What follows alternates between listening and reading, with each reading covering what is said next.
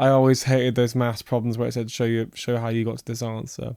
Yeah. But now I'm understanding that is the most important part of the question. There comes a point where your humility just runs out, where you have to actually look at what you do and be like, I'm actually really, really good at that. I think people are reverting back to buying the hard copies, like the material things of like CDs, vinyls. We have 2 pirate films this summer, and Rick didn't get handed a part. He auditioned for a part. It's being used on set. It's being used to fix things.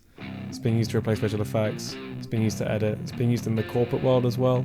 Fuck that. Fuck that. Rob loves AI. Oh yeah. Do you? You better not.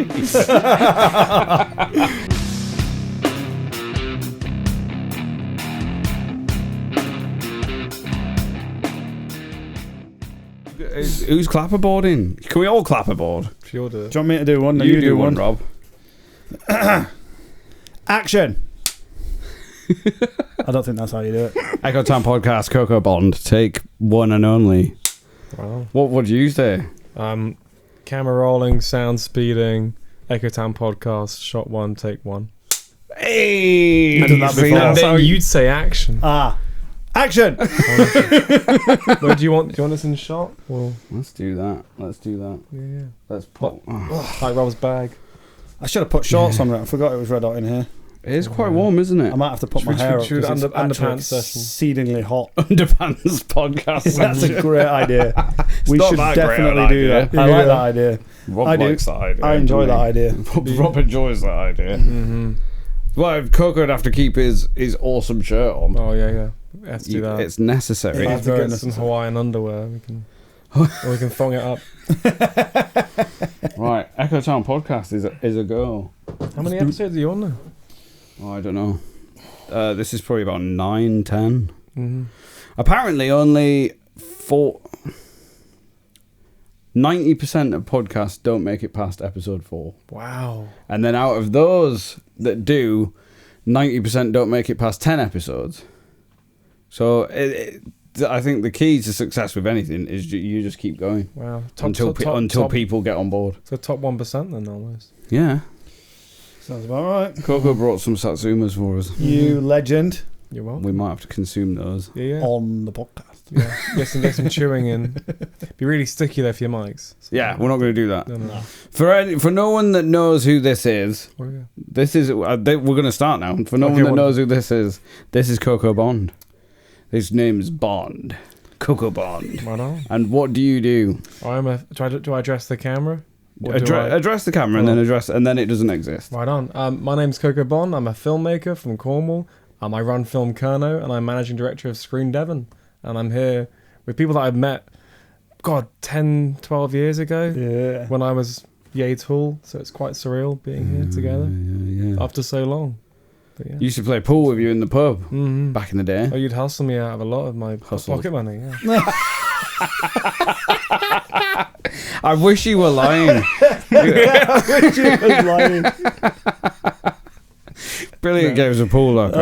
Oh, God. We played Killer, wouldn't we, every Sunday? And Yeah. I'd never win, but we had a great time. Then you vanished off the scene. I didn't know where you went, but naturally I should have assumed that you'd gone to university to study film. Mm-hmm. Was it film? Yeah. Always. It was never going to be anything else. Yep. Maybe music for a while, but Nice. yeah. After lockdown, we just didn't go to the Travellers anymore, Yeah. and didn't see you guys much. I mean, we didn't have time really for gigs or anything. But yeah. After lockdown, it was a rough time. Yeah. And then uni, and then here. Yeah. Nice. Those are my And you went to uni in 2022.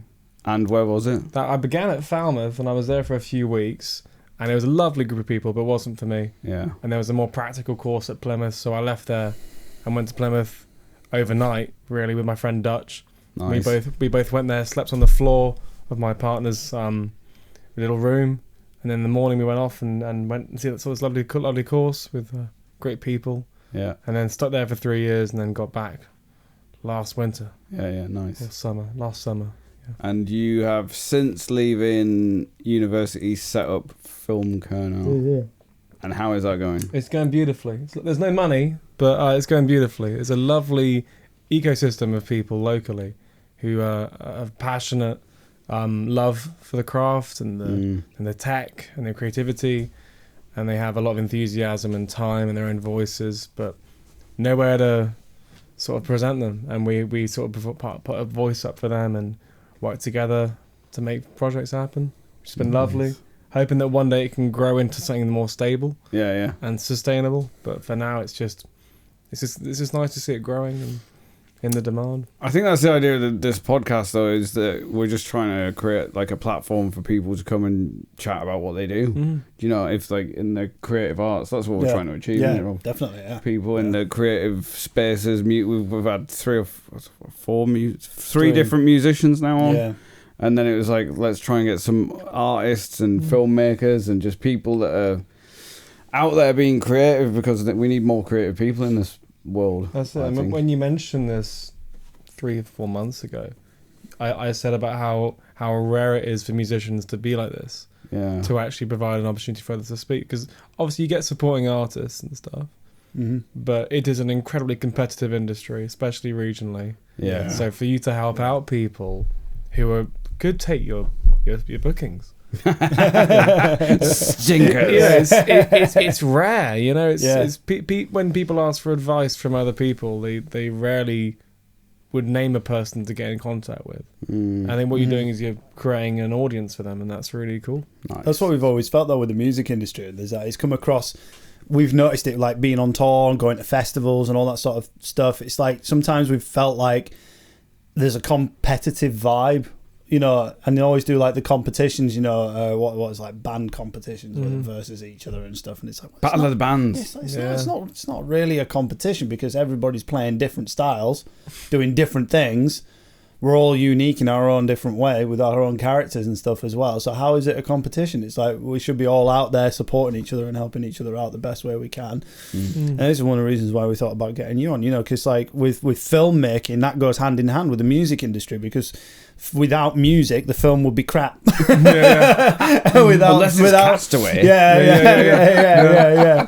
And without the film, the music would be crap, you know, because we musicians are always having like music videos produced and all that sort of stuff, and you know, getting their music up onto movies and things like that, and it goes hand in hand with each other. Does the industry, and it's like, well, why are we supporting each other? And there's so much overlap, and more than that, they are very akin to one another in terms of the creative process and the collaborative nature of it, the struggle for funding, for audience, for distribution.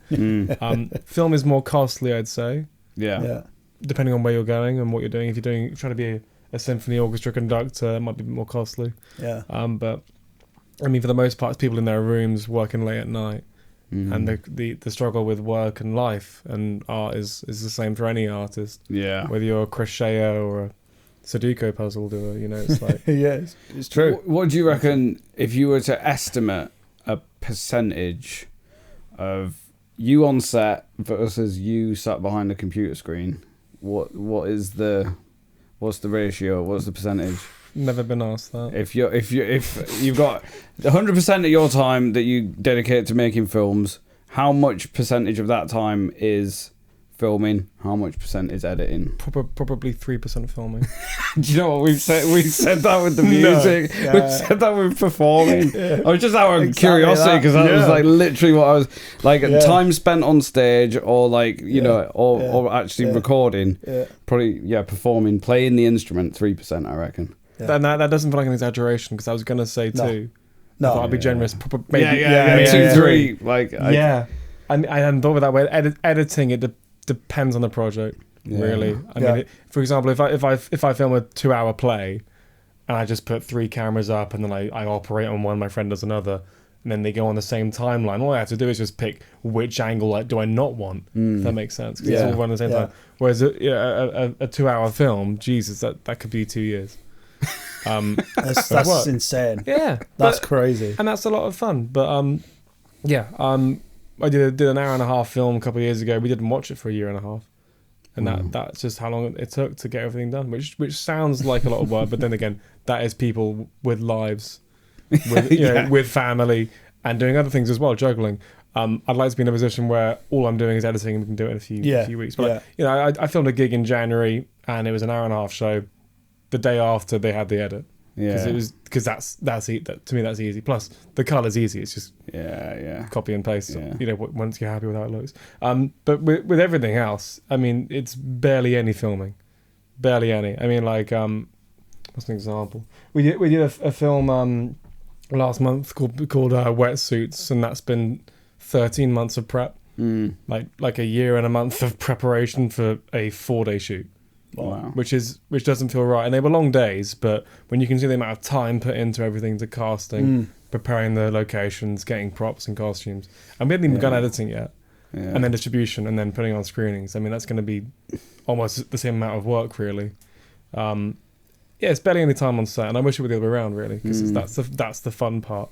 That's the bit that you enjoy more, the sort of in-person interactive. I'd say so. I mean, how much fun do you have writing a cookbook compared to baking? like doing the spelling and the grammar, like that can't be fun. Yeah. Or like wrestling with an illustrator. Yeah. I mean, I've never written a cookbook, but that's what I imagine it would be. Is like they're actually discovering what's worth putting in a cookbook would be worth doing, and that's maybe the wrong order of things, but like. On set, things can change. Yeah. The most improvised part of it is writing, obviously, because that's like you start with a blank page. But being on set, that's when things can be misinterpreted, and that can be a really good thing, or a terrible thing. But yeah, for the most part, I mean, you'll see in the film we're doing next month. We discussed that film in December. Yeah. And that's a 4-day shoot. Yeah. And you're going to be there for two or 3 days, maybe. Yeah. And then you fill them in on this. Yeah. We're doing a pirate film. Well, it's going to be grand. We have 2 pirate films this summer, and Rick didn't get handed a part. He auditioned for a part for a piece written by Gabe Hawker called Curriculum Vitae, and he went for Captain Plank, who is the best character in the film. And we had, I don't want to say professional actors because that ridicules anyone who is an actor as well, but this is people who do it for a living. Yeah. Who live off the trade of acting, and I don't want to say you beat them because that's a horrible verb, but you beat them.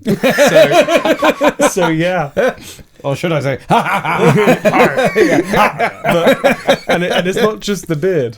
When I looked at the tape, I covered up your beard just to see if it was like if it was just the beard that was convincing. Yeah, he's shit. He's shit with a beard. Exactly. But there were a good 30-40 audition tapes, and they were many of them were really quite admirable. Boiled down to 3, and I didn't tell my friend Gabe, who's directing the piece, who I knew. I just said my mate is gonna be knocking your socks off, and he showed me these 3, and I went, "Well, my mate's there." Ooh. And I said, he's the handsome one who's doing really well.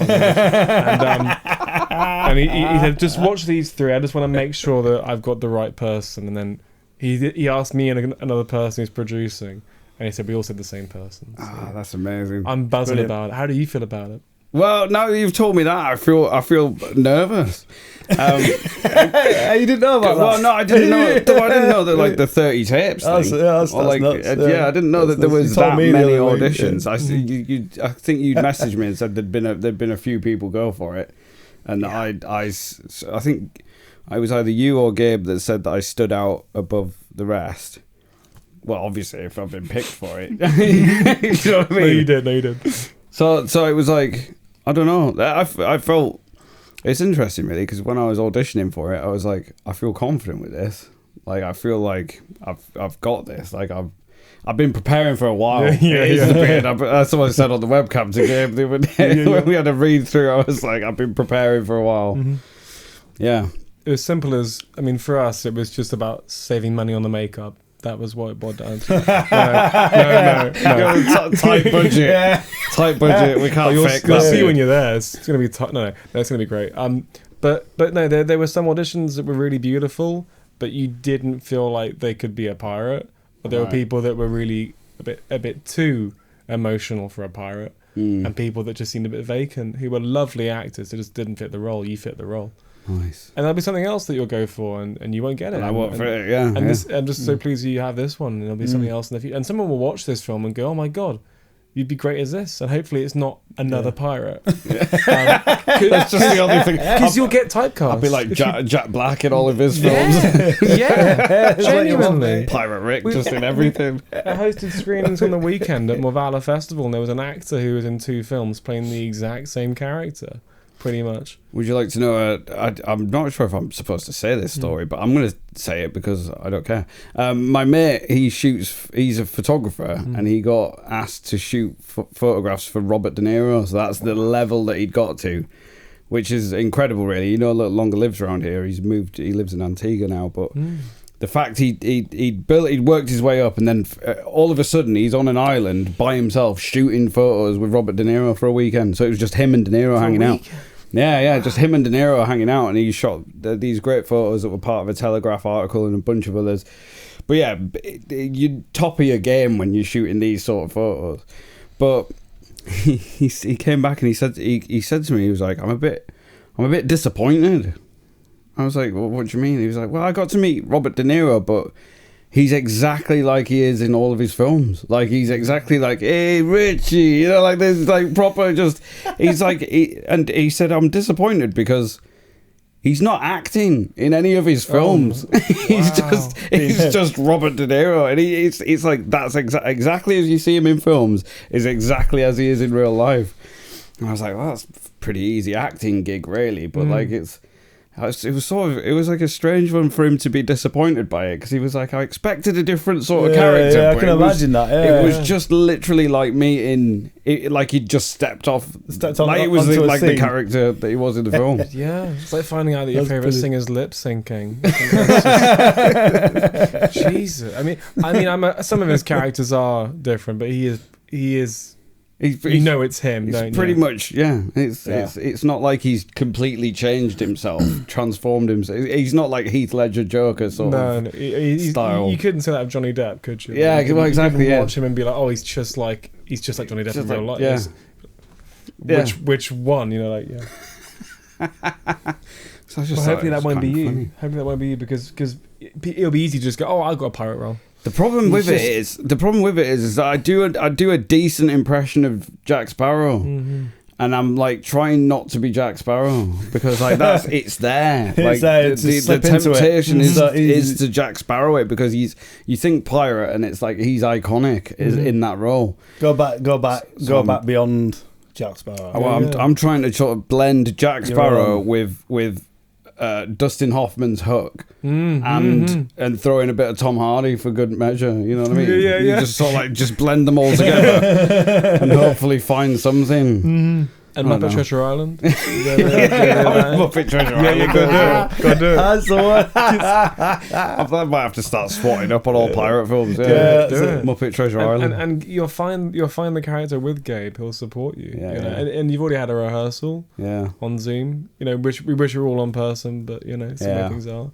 But when you meet everyone, you're bouncing off of them, you're going to have a great time. The coolest thing as well is, I don't know if you know, but we're using an actual pirate ship. Yeah. I told you that before. Oh, did you? You told me. It was like, Coco says we're on a pirate ship. Yeah. I was like, he's getting a pirate. It's amazing. Yeah. We've got the Golden Hind in Brixham, which is quite a famous ship. That's cool. Like, it's iconic, and we're going to be there. We were there for an hour and a half, so don't fuck it up. So don't dick about. Don't fuck it up. You're going to cost them a lot of money.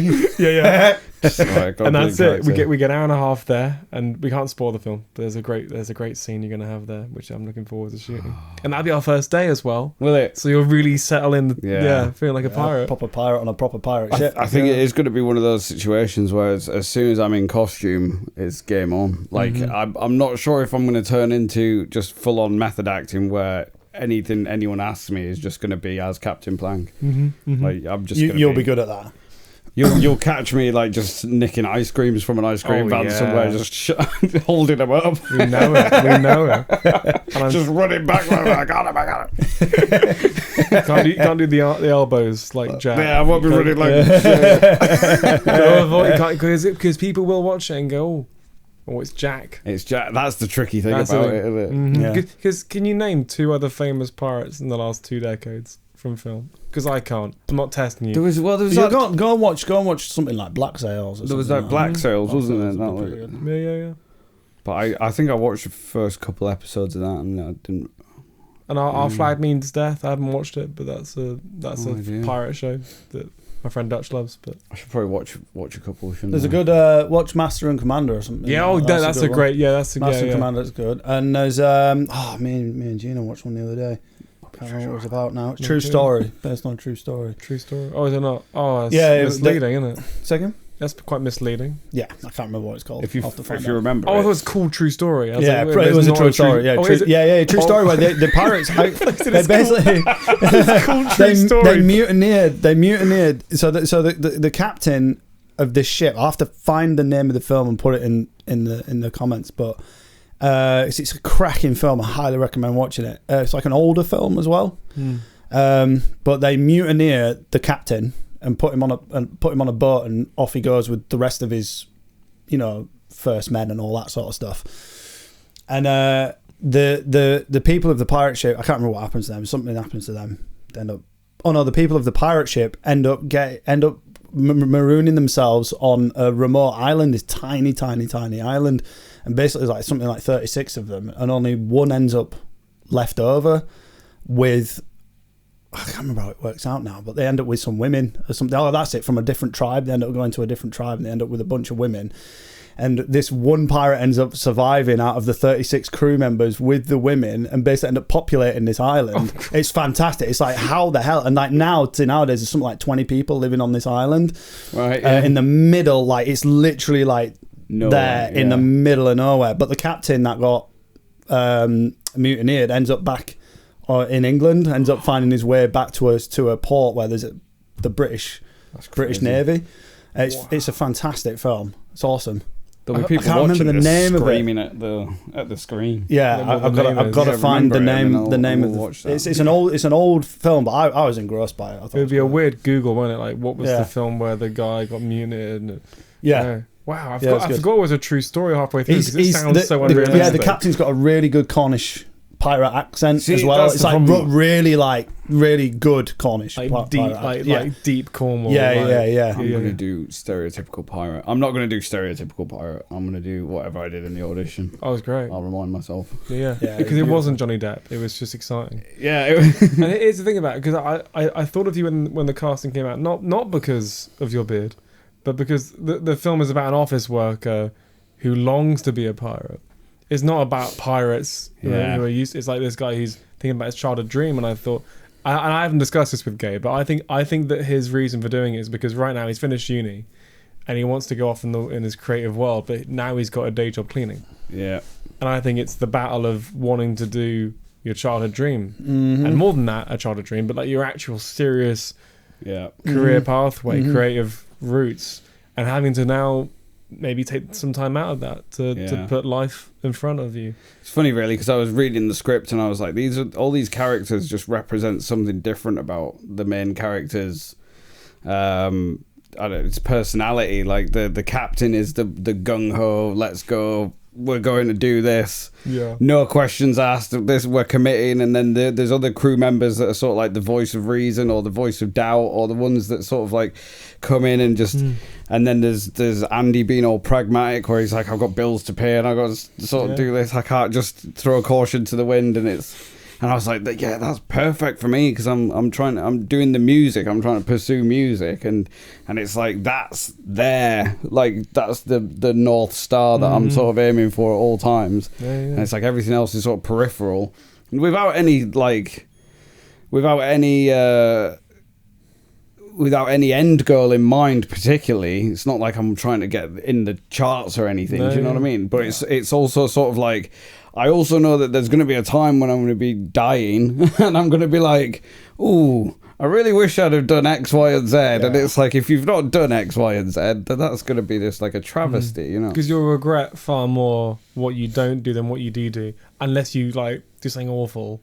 Yeah. You probably regret that more. But as a rule of thumb, I didn't pick that up on the mic. Probably did raw. That's the Kraken. deep in the belly. You'll regret not eating a satsuma before the show. That's it. More than you will eating it, you know? Yeah, I'm excited about that satsuma. Because if you don't give it a shot, if you don't sail the ship, then you'll lie in bed thinking, God, why did I work in that office? Yeah, Well, I think you got to give it a damn good try, haven't you? That's it. And you have to try, you sacrifice everything for it, and that's what I think his film's about. But yeah, I think it's a great metaphor, for an artist, because piracy is not what we do, obviously. Well, most artists. But yeah, it's interesting. It's going to be really fun. It is a form of rebellion, I think. In that the artistic world is demonized a lot. I don't know if it's like this in the film industry, but I can imagine it isn't. Because I'll quite happily guess that, because in the music industry, we often get, it's not a real job. That's not a job. It's not a real job. Playing music. We were chatting on. We did a podcast earlier this morning with Seabone, and we were chatting about that. How he was busking on the street, and this woman comes over to him. That's an officer, and she's like, how's about you go get a real job? And it's like,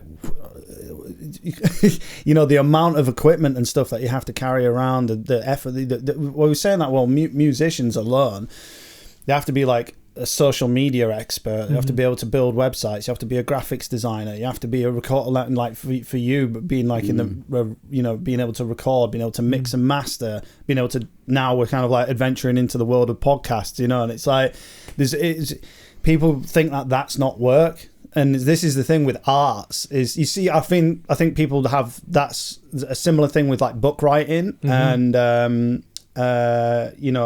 painting, drawing, or sculpturing, things like that. People say, that's not a job, unless you're actually doing it for a building site or something like that, or some big company somewhere. So I think the arts is a massive form of rebellion, and it's a rebellion that, no, I'm going to sacrifice absolutely everything that I have in order to make this happen. And that really, to me, is kind of like, that's the definition of piracy. Is really is they were willing to sacrifice everything, even the potential of their own lives being hung for it. Because they wanted to express themselves and have their own freedom. They wanted to find treasure.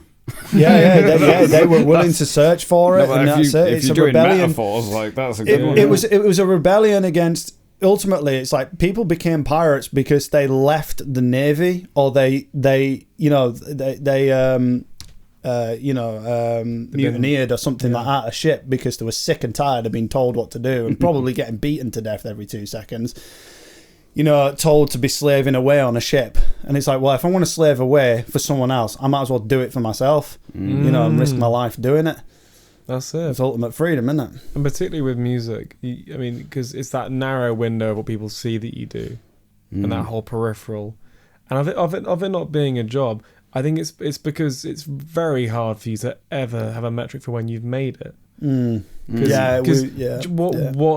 and made it, define that, because for a lot of people that is financial success, which is even smaller than 1%. I mean, what do you guys call, and without saying this has happened already, but like to have made it, what would you define that as in music specifically? See, we've talked a lot about this, about how are we successful? Like, are we? Like you said, there's no metric, there's no way of measuring it, because it's like I've said before, am I successful when I headline the Pyramid stage at Glastonbury, or when I get a number 1 in the Spotify charts or whatever? It's like, is that success? Because I don't think any of those people look particularly happy, or I think life's a series of summits, and like, if so long as you sort of like top out, and there's not like a level where you just, right, I've made it now. Yeah, it's like there should always be another summit. There should always be a next project to sort of conquer, and then I sort of look at where I am now, and 15 years ago I was like, I'd love to be playing music and live next to the ocean, and like, to the point where we lived in Yorkshire, and I was rocking up to the local pub there, the British Oak, in Hawaiian like surf shorts, like and like flip flops, and like everyone up there sort of wears black t-shirts and jeans. Do you know what I mean? And like, I was rocking to the point where the landlord was like, I'm gonna have to bar you if you keep wearing that.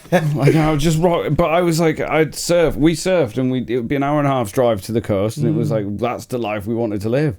And before we knew it, we were afforded the opportunity to move down here and set up a life down here and pursue music. And so we played some epic shows and some epic gigs, and it's like I got my beautiful cat wherever she is, got an awesome apartment that's like, you know, 10 minutes walk from the water, and then you can still be sort of like, and you don't like look at what you've already achieved. It's like there shouldn't be you should want to keep trying to get the next like goalpost, but I don't think there's like an end point. There can't be an end point. You do it until you can't do it anymore. That's the goal.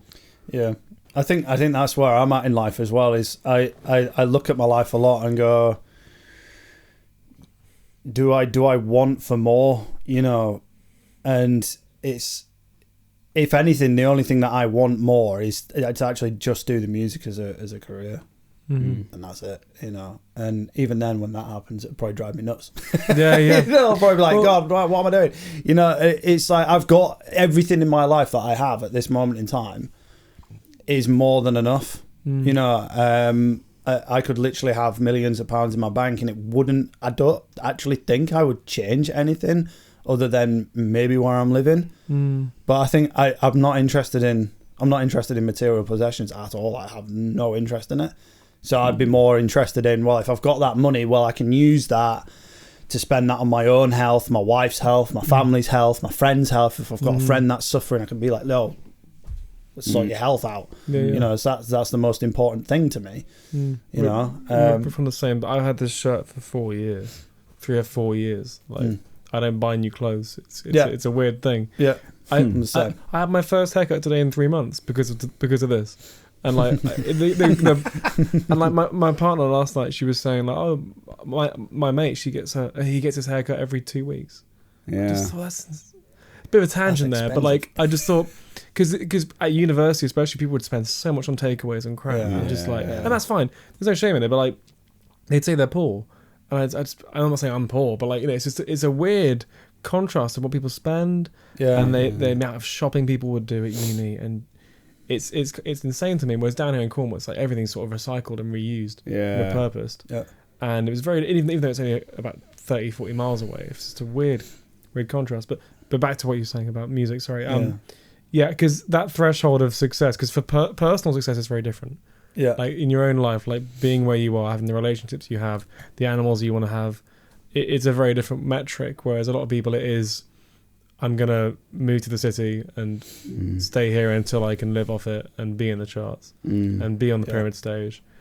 And I wanted for you to, because you've moved to a place that makes you happier rather than to a place that guarantees you success on your creative passions. Yeah, I think for me the success is my life that I have, not necessarily the music success. I think I want to do the music more so that I have more time because it provides more time.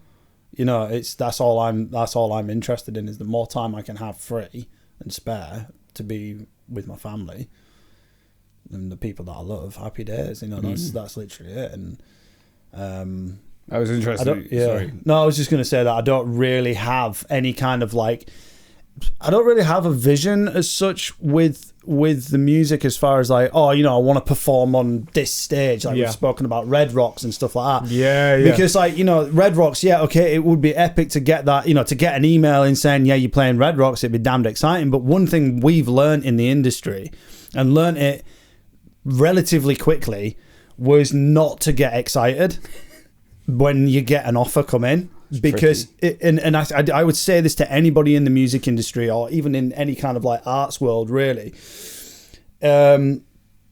is not to get excited when you get an offer, because it may just not turn out to be what you expected. You know, like or you might rock up and like we've been invited to play some big shows, and you rock up and you're like, yeah, it's a massive stage, it's gonna be packed full of people, it's going to be incredible. You get on stage and the sound is shit and you can't hear anything, and you have the worst performance, and you can't see the audience, you can't hear them, you can't react with them, and you come off just like, what was that? Like, and a short window as well. And then you go play a pub the next day, face to face to everyone, and everyone's bouncing, and it's just like a proper vibe, and you're like, well, I'm getting a way better vibe right now, right here in this tiny little room, in comparison to that massive venue that we just played yesterday, you know. And I'm not putting any of that down. Did you reverse into the drum kit again? I don't think I hit it. I'm going to put a pad there, mate. Cushion. Probably should do. I definitely hit it that time. You hit it that time. Yeah. It's all good. I need to. I've not brought my iPad in, so I want to monitor whether we're still recording. All right, that's probably always a good idea. I see a red light flashing. The red light flashing on there. Go check it. It's not battery. Yeah, no, it's fine. Like red light. No, it's plugged in. Yeah, it's and this isn't a really negative way to view this sort of thing in my mind, but this is how I view it. Is that if I played Red Rocks, it's gonna be we're gonna play the same music that we play. Whatever music we're playing at that time on stages, that's going to be the music that we're probably going to perform at Red Rock. So it's going to be the same set, and the audience is going to have the same reaction to any other audience that we've ever had in any other venue. It's just a different venue. It's just a different location. Yeah. And it's like, okay, so why should I put that so high up on a pedestal that when I go and experience that, I'll probably be bitterly disappointed.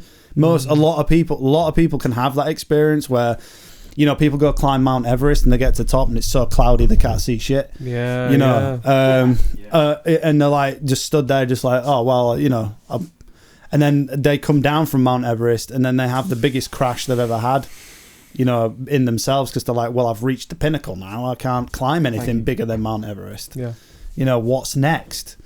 And I don't want to ever have that attitude of what's next. I just think it's a constant journey. Like Rick said, you're constantly climbing the peaks of each mountain, and every mountain has a different view and a different sensation. It's a different location, and it's like every mountain is just as beautiful as Mount Everest, just in a different way.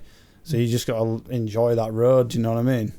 It's really if that well makes said. Any sense? No, it does, especially what you said about being at peaks.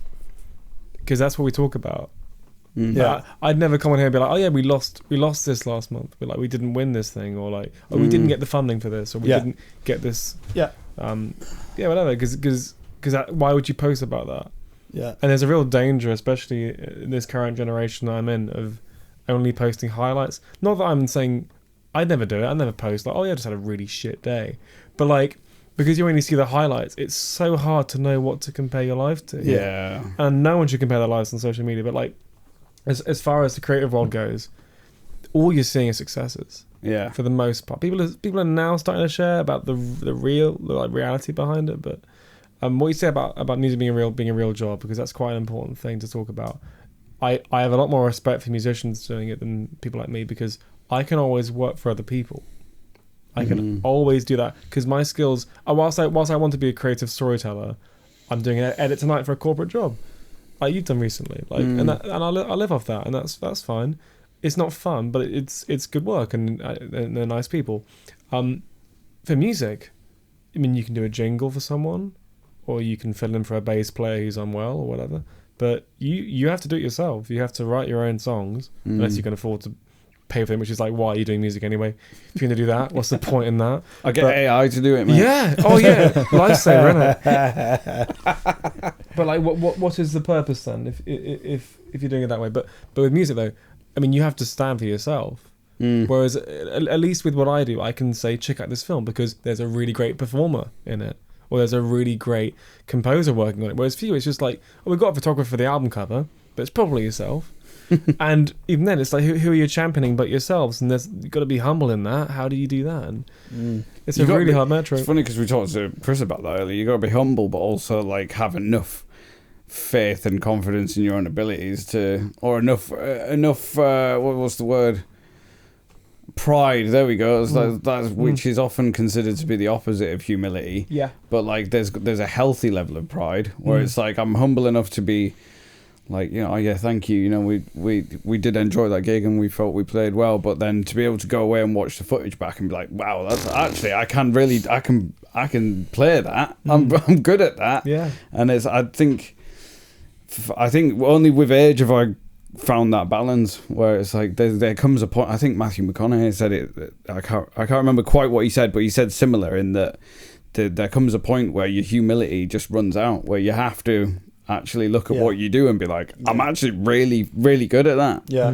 And it would be a travesty to not share that ability with the world. in its full possible potential. That's right. And like when I bumped into you the other day and you said, "What's going on with you?" I was prolonging the question by asking about how you'd been. I do it all the time because I hate talking about what I'm up to.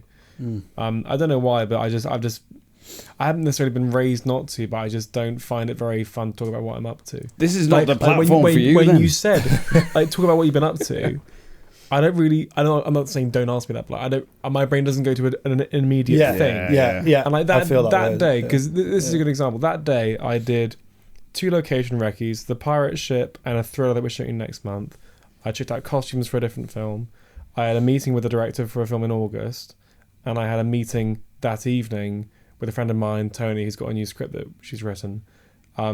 That's quite a busy, fun day. But I genuinely wanted to hear about how you'd been because I'd heard how sad things have been for you recently.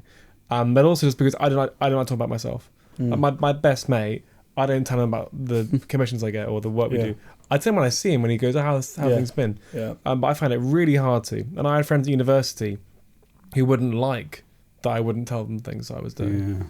They'd hear about it when I met them after, or they'd see it on some post that someone had made. And I had to say, I just really hate talking about what I'm up to. I really don't like doing it. My mum would go, "I've just seen that you're doing this. I would have come."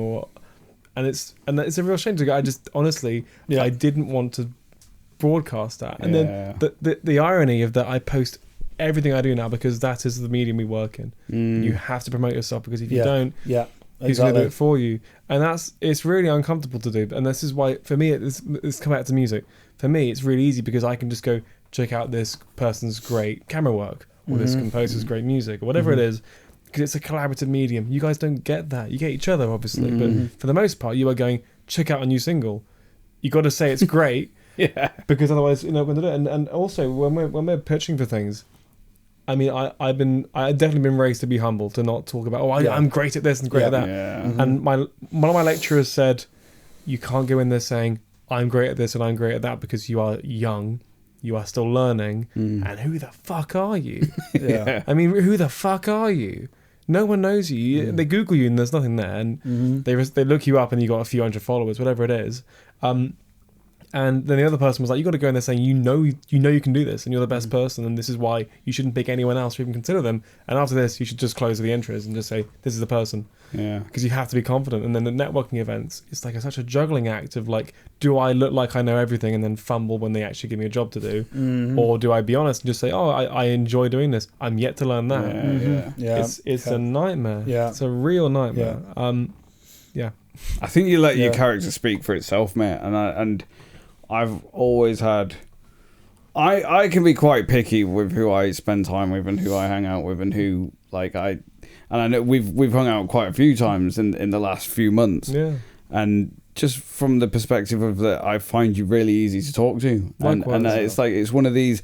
That's one of those quality... Every time Rob's I bumped into Coco today, we had a really nice chat, and it's like, you just do... Oh, you had it. I was getting too hot. You would not believe how hot I'm glad you put that up. You were making me feel inadequate. I'll put that down again. It was... we always just speak highly of you because you present yourself so well. I appreciate it. But it's one of those things that we warm to generally in people is that level of humility. There's nothing worse than someone that comes along and goes, oh yeah, I'm really good at this, and as soon as someone says that, it's like there's like a barrier that just appears out of nowhere. So weird thing, like when you mentioned the awards you've won, I didn't reply with the awards I've won because I just don't. That doesn't interest me really, because that is a way of going, I've done this and I've won that. And also ultimately, who picks that? Because it's like you said about Battle of the Bands. If you're working in different genres, how the fuck do you... How is that unless you say, here's the sheet music, we're going to play that, and the most accurate wins. Great, but even then, I mean, who's to say what's forte and piano? I mean, really, all that sort of thing.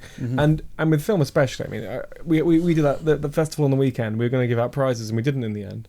Because it's like, how can we compare a documentary with a coming of age drama? That's ridiculous. And maybe we'll give out some prizes and say everyone gets a prize because they were great films. But like, how do you compare that? And that's why we have categories. But even then, I mean, how do you? Okay, you mentioned not Philip Seymour Hoffman, Dustin Hoffman earlier. And he's got 2 Oscars. how do you compare Rain Man to something else from that year, like Dead Poets Society? Yeah. Because Robin Williams was nominated that year along with him, and they picked Dustin Hoffman. Yeah. Right now, that'd be a really quite offensive performance. Yeah. People wouldn't be able to watch that. Yeah, that's true. And I'm not against or for it. It's an observation. How would you compare that to Robin Williams' Dead Poets Society? Yeah. Especially as a comedic actor doing that, because is that more impressive? Him being more serious and grounded for once, or do you go for someone doing a transformation? I'd have picked Robin Williams. Yeah, if I was giving it's out a weird Oscars. one, and I'm not that big a fan of either of those films. But it's just something that came to my head just then. Is like, how do you compare any of them in any medium, really? Yeah, because it's nonsensical. But yeah, and it's a weird one. I've worked with people before who I want to say egotistical and almost like megalomaniacs, and I've stopped working with them, and I've learned to sort of identify. Not necessarily who's the most humble, but like who is realistic, because they may say they are great at things. Yeah. But the work speaks for itself, and in no more other industry than music. You don't go to a musician and go like, "Oh, what's their music like?" and you just play the song, don't you? Yeah. You don't go, "Oh, they check out this interviews." No, you don't look at the album cover. You just play the music. No one's picking what music to listen to based on the album cover. Ever. Yeah. Same sometimes with film, but ultimately the film speaks for itself. You can't say you're a great actor, because you can't define It's that. subjective. It's all it's subjective. That's ultimately what it is. But with music especially, I mean, it's like drugs. It sells itself. Yeah. Is it good or not? Yeah. That's it. Yeah. It's a funny one, isn't it? Totally agree with all that. 100%. It's a weird one. You're on point, Mr. Bond.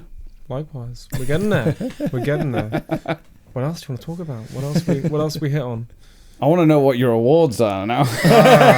Just to make you squirm in my chair. Well, here's a great one, because the first major award I got, my mum wasn't there for, because I didn't tell her. Yeah, nice. And I went to the event, and my partner was there because she was living in Plymouth, but I didn't want my mum to come all the way up to Plymouth. Did you know you were getting the award? No, we were nominated. You're nominated, right? It's a nominated. I don't want you to come up all this way and pay 10 quid for a ticket just to watch 20 seconds of my film on the screen and then go, yeah, these other guys have won. But then we ended up winning, and no one prepared anything, and I won it with a classmate of mine called Ari, and we both won this lovely RTS award, which is Royal Television Society. Nice. And if you look for it on ITV or BBC shows, they'll often have that logo at the end. And it's quite a big deal for us. It was really lovely. And they gave it to us for a documentary made 2 years ago now. 2 years ago. And we didn't prepare anything. And that was a lovely night because it was a nice surprise. And after that, I thought, okay, next time I'm going to write a speech, but also I'm going to invite my mum. Because even if you lose, we still got nominated. And that's so weird. And I don't know why I didn't tell her. And she wasn't upset, but she was a bit like, oh, weird not to tell me. And granted, there were no other parents in that room. But, it was just a strange one. It was that's She's one. lovely, is your mum. She's grand. Best mum in my life. She's top tier. Well, I mean, yeah. Mm-hmm. You can't beat her. No one can, or I'll beat them. Yeah. It's all good. But no, that, and we won an award last month. It's the Cornwall monologue competition. That's the most recent. We won best cinematography, which Joe Greenacre gave a monologue for. It was a really fun evening. Lots of great films. And that was a surprise. That was lovely. Do you have more projects in the pipeline than you can manage to get out there? Do you have like a plethora of ideas? We're running into 2027 now. Like, we got plans for next summer, which are nice. Have dates even, which is kind of insane. Nice. But yeah, right now I've got no free dates until around October, apart from the odd random day. Nice. Which is a nice feeling. But like, I want to start slowing down. Like you said earlier about trying to balance your life with your art, it's like trying to not get consumed by it, because I am worried that I'm looking too far ahead and not appreciating what I'm doing now. Yeah. Which is never a good feeling to be in, especially when it's summer and I want to be enjoying that. And I've not got kids or a mortgage, so why am I doing this? But then at the same time, it's like you said earlier, you have to give everything at this point, because I'm at the cusp of, I could go one way. I could just go, I'm going to be financially stable. I'm going to go and do this and just live and earn and work, look after my mum, and save for a house. Or do I continue earning fuck all money, doing work that, respectfully, I'm getting somewhere, but it's not getting me stable financially anywhere. And that's not the metric for life, but it is for. It's still quite important. Yeah. And it's. I mean, there's no stable work in the winter in Cornwall, let alone in the arts. I mean, how many gigs do you get after October? Yeah, it drops pretty quickly. Yeah, pretty quickly. Yeah, and that's even then you couldn't live off that, could you? Really? No. I mean, it's Cornwall. So. Yeah, it's true. Do you suspect that you'll move from Cornwall at some point? Never, unless I'm forced out or there's like an invasion or something.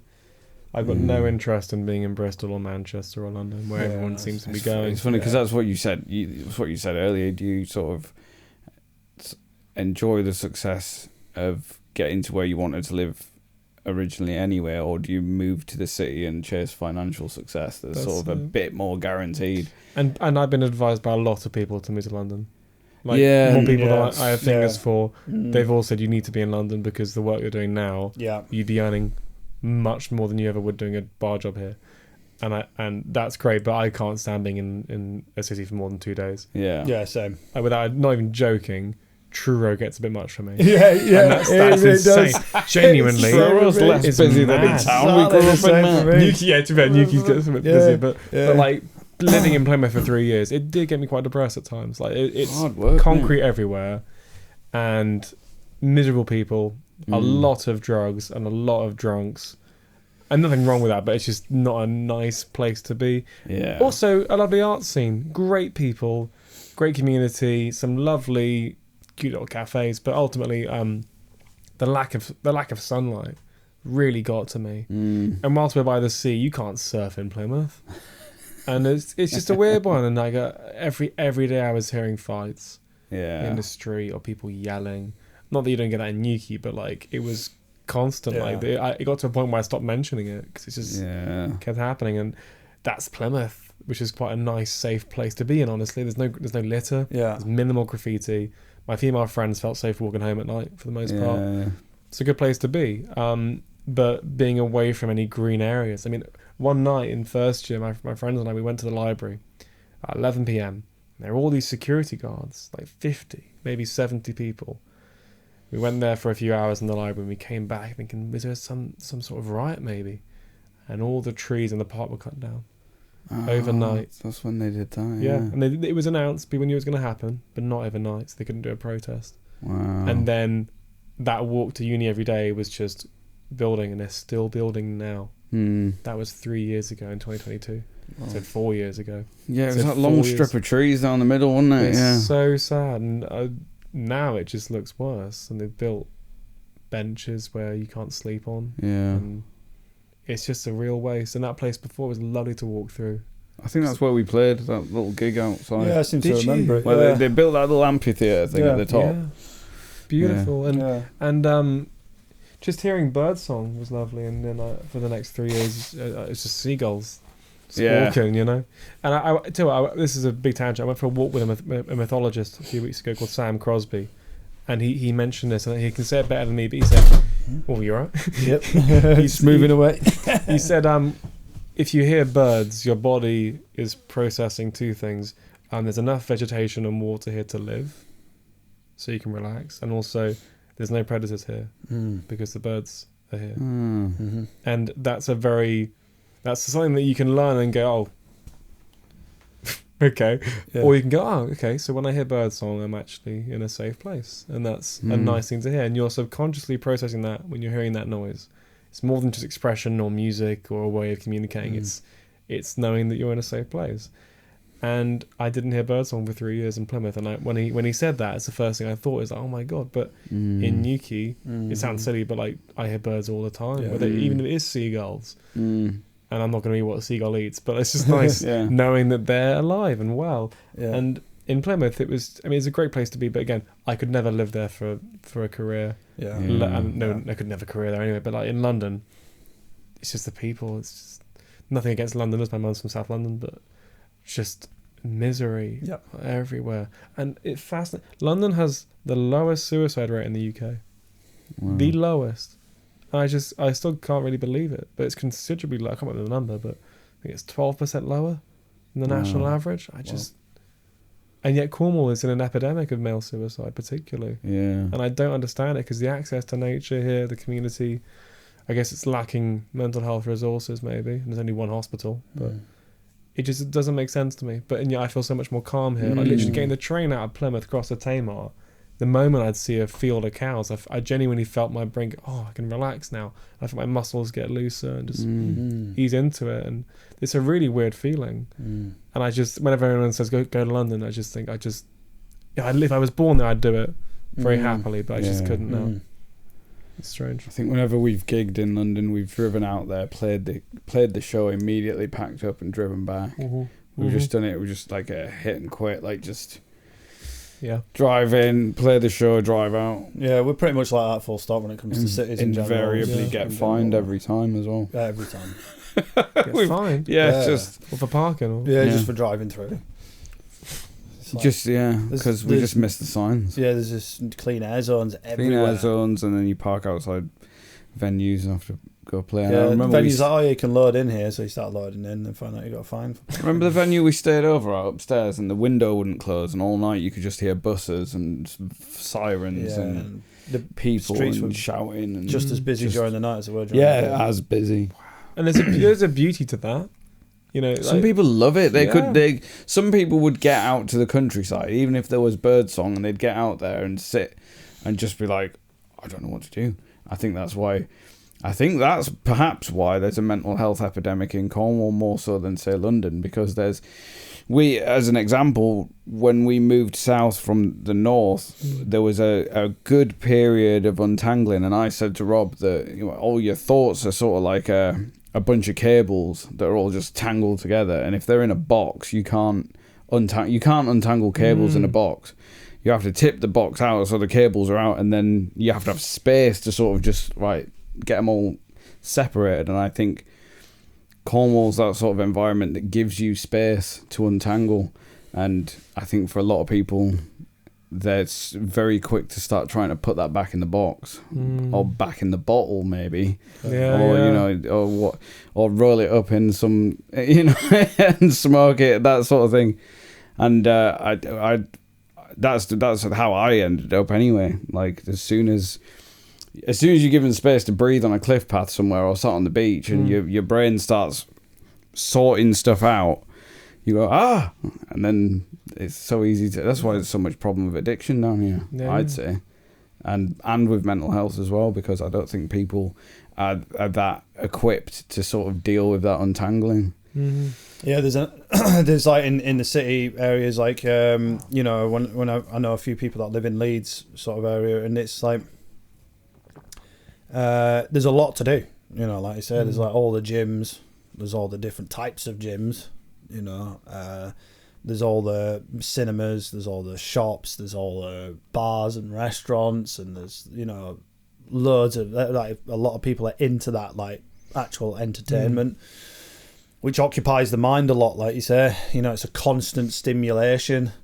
But I think the most valuable part of that Cornwall has brought to me is the ability to be able to sit in silence and just or walk in silence and just listen and have your own space. You can have your own beach if you get up early enough. Yeah. And that's a really rare thing. Yeah, and if you've got excuse me, if you've got a lot of shit inside, it's like sometimes that silence is torturous. Sometimes it's like like you said, it's like that box decides to tip itself up, and you're just like, oh, okay, I'm going deep, and it's like you got to be prepared to go there, to dive deep into that box and start unraveling those cables and unraveling the mysteries of life. And I think I've walked and ran that coast path probably thousands of miles, just unraveling, and How did you find the transition from being up north to here? Amazing! It was it was crazy. It was crazy. There was, for me, like what I remember personally was we came down on tour to Cornwall at the time. We were living like Leeds, Wakefield area, and I was in Halifax, living there at the time. I liked Halifax. I actually really liked it. It was a very, very beautiful area to live. You've got access to a lot of the dales there, and there was a lot of rock climbing, and I was road biking, and you could, just from mine, you could road bike a short distance and end up on roads where you didn't see cars for, an hour, 2 hours plus, you could get yourself really high up and just sit on the edge of a rock looking over a lake. It was brilliant. I loved Halifax a lot, but I couldn't stand the hustle and bustle. It was the driving into there. It was so busy. Like I just get stuck in traffic all the time, and just the life at that moment in time that I was living was not for me at all. And when we came down on tour here, I remember one of the first things we did was go walk up and down the beach, and there was just like crystal clear blue waters, and just like this is awesome. This is brilliant. And then I think we went back up north, and then Gina, my wife, had come down with us on that first tour. And then we went back up north, and then we came down again, didn't we? A number of weeks, months later, something like that. And me and Gina had already had like the discussions of like, let's see if we can get a room at this surf lodge, just around the corner from here, and see if we can stay there. So we sourced that room. And we're like, let's do it. So literally like a number of weeks later, we just packed his bags and moved down. We sold everything that we had, chucked everything into the back of a car and drove it to a car boot sale at like 4 a.m. in the morning. Because that's what Northerners do. We have car boots at 4 a.m. in the morning, not at 2 p.m. in the afternoon. It's get there, unload. You literally just open up the boot of your door and everyone's straight in. You don't even have to unload your car. It's crazy. And that's what happened to Gina, bless her, because I couldn't fit in the car. I can't remember. I had to sort out something back at the house, so she scuttled off to the car boot sale with all the stuff crammed in the car. And he like came back about an hour later. I was like, "You done it?" She was like, "I've sold everything." I was like, "What? Wow. You sold like some really expensive stuff for like 50p?" I was like, "What? No. Come on, really?" She was like, "How much did you get?" Like 200 quid. I was like, 200 quid. Like, I go down to Cornwall with nothing but 200 quid. 200 quid and a couple of house rabbits. It was brilliant. How'd she find it though? Coming down? Oh, straight in. Yeah. She's always wanted to live in Australia, like growing up, or at least go experience that. But she came down on holiday a bunch of times to like St. Ives when she was like 18. We were there yesterday actually, having a nice little walk up and down St. Ives, and she fell in love with the place. It was either Australia or there, and she was like, Cornwall's like topped it. She was like, that's just where she loves being. She's a proper little beach bum. I think the major contrast though was the fact that we'd obviously most people experience Cornwall in the summer because they come on holiday, and then we obviously experienced it in the summertime, and then done the tour, and then moved down in the January. Oh no! Yeah, how'd you find it? exactly, and it was just sort of to the surf lodge up the way, and then we were just into just. Well, like it's not even 45-degree rain, is it? It's sort of like just parallel to the earth half the time, just howling and howling. And we didn't have a van because we told the story on the podcast before, but we sort of crashed the van. Not crashed the van. The van had broken down, and then we crashed the hire van. But never mind. We just didn't have a vehicle, and then you're in the middle of nowhere. Yeah, no shops. Just sort of like, wow, what is this? And then for just months on end. Just thankfully there was quite a decent party scene at the house, and then you quickly realise that everyone likes to drink down here more so than anywhere else. I'd say drugs were flowing like crazy, and it was just sort of like, wow, this is just crazy. It's very pirate like here. Yeah. Still, yeah. I think that's what draws people to Cornwall. From all over the UK. It draws a very particular person, and I think it's always a person that's seeking freedom, and that, like, going back to the pirate thing. I think that's what I seem to see in Cornwall, is that person that's looking for freedom is drawn to it, and it's liberating here. And it's more than just the land; it's the people. But it's weird seeing people on the beach when you know it's probably their first time ever seeing the ocean. And I'm different. I've grown up here and gotten very used to it. And for me, I get sick when there's not ocean near me. I get a physical feeling of like anxiety. We didn't grow up here, but we get that. Wow. We get that. Yeah. Because I feel scared. It's weird. I literally mentioned this to my partner about 2 weeks ago, and she was laughing because she couldn't believe it. And I was like, I'm very serious. I genuinely have a phobia of being away from the ocean. And that doesn't make sense because I've been away for weeks away where there's no sea. And I said, genuinely found it very challenging. And like last time I went to London, we were there for 2 days. And I was like, I'm not coming, not staying there for any longer. And there's a Thames, but I'm not on about that. I'm on about a body of water and a coastline. You know, I just want to look out every once in a while and just see a completely straight line and absolutely nothing there. That's there's a I think there's a primeval kind of like safety to that, isn't there? Being able to look out into the distance and see that we haven't got any invaders coming. Genuinely, you feel safe surrounded by water. I said this to her because a few days after we were shopping, and I said to her, like, in the rice and grains aisle, I was like, by the way, that thing, I really meant it. Like when I was 12, I went to a renewal of vows event, as far north as I'd ever been, which not quite in Scotland, but near Hadrian's Wall, and I went out because it was getting a bit loud. And I looked around, and I saw mountains, and I thought, oh. I went out to the other side of the building, and it's just mountains, and I thought, oh my god, if something happened here, where would I go? Yeah, and you could say that makes no sense because there's mountains, so you've got places to go. But my brain just went, oh my god, I've got no escape. I can't see the ocean. I can't swim anywhere. Yeah. Obviously, I'd walk faster than I'd swim. But I just got this feeling of panic, and I just couldn't rationalize it, and that's why it's called an irrational fear. Yeah. And it's weird saying this on a podcast because I hadn't told my friends. I told them the other day when we were discussing it. When I told my partner, I was like, oh, I've got an irrational fear actually of not being near the ocean. Yeah.